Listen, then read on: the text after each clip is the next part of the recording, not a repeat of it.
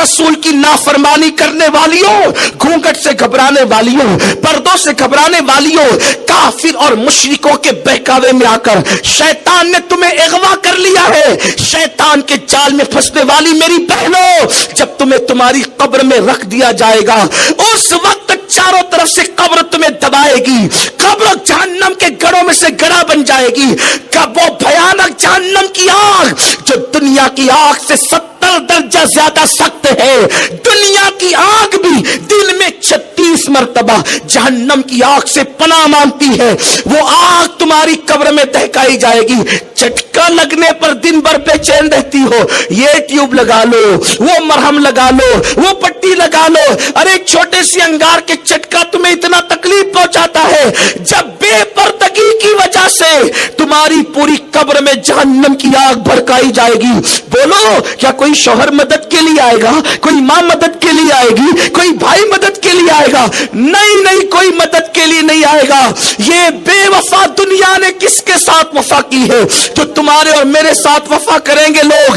नहीं नहीं, कोई मददगार नहीं है। अगर वहां कब्र में भी कोई मदद करने वाला है तो एक जात है जिसे मोहम्मद रसूलुल्लाह कहते हैं, आमिना का लाल कहते हैं, अब्दुल्लाह का लगते जिगर, महबूब रब्बुल आलमीन, अल्लाह अकबर, महबूब किबरिया, अल्लाह का हबीब, अल्लाह का नायब आजम, अल्लाह रब्बुल इज्जत का नायब आजम, खलीफा आजम मुस्तफा जान रहमत मदद करेंगे। लेकिन हमने उन्हें खुश कहां किया? हमने उन्हें खुश कितना किया? हमने तो सहेलियों की खुशी के लिए गालों पर सुर्खी मली, हमने तो सहेलियों की खुशियों के लिए होठों पर सुअर की चर्बी मिली हुई सुर्खी और लिपस्टिक लगाया। हमने तो अल्लाह अकबर दूसरों से तारीफ के और दाद वसूल करने के लिए नाखूनों पे नख पालिश लगाई, हत्ता कि वो नख पालिश इतनी गंदी है कि अगर नख पालिश, नाखून पर जो पालिश लगाई जाती है, अगर वो तुम्हारे नाखूनों पे लगी हुई हो और तुम नापाक हो जाओ और गुस्ल फर्ज हो जाए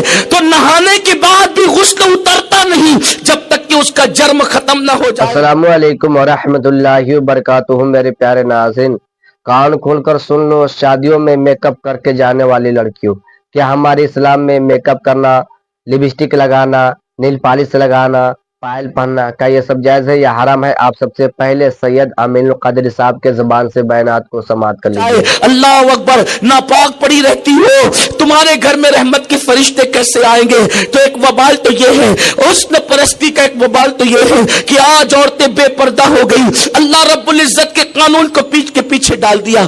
अब इस बेपर्दगी का वबाल क्या है? इस बेपर्दगी से गंदगी क्या हो रही है? इस बेपर्दगी से बुराइयां क्या फैल रही है? ऐ खातून जन्नत की कनीज़ों, ये बेपर्दगी का वबाल ये है कि जब मर्दों की नजरें तुम्हारे हुस्न को तकती है तो आजकल के मर्द नफ्स परस्ती में मुब्तला हैं। इल्ला माशाअल्लाह, जब भी वो किसी औरत को देखते हैं तो ललचाई हुई नजर से देखते। वो दौर गया जब किसी औरत पे नजर पड़ती थी तो लोग शर्म से झुका लेते थे। आज औरत को उरिया कर दिया गया, आज औरत को नंगा कर दिया गया। आज साबुन बिक रहा है, 2 पैसे की चीज भी बिकती है तो औरत की तस्वीर के साथ बिकती।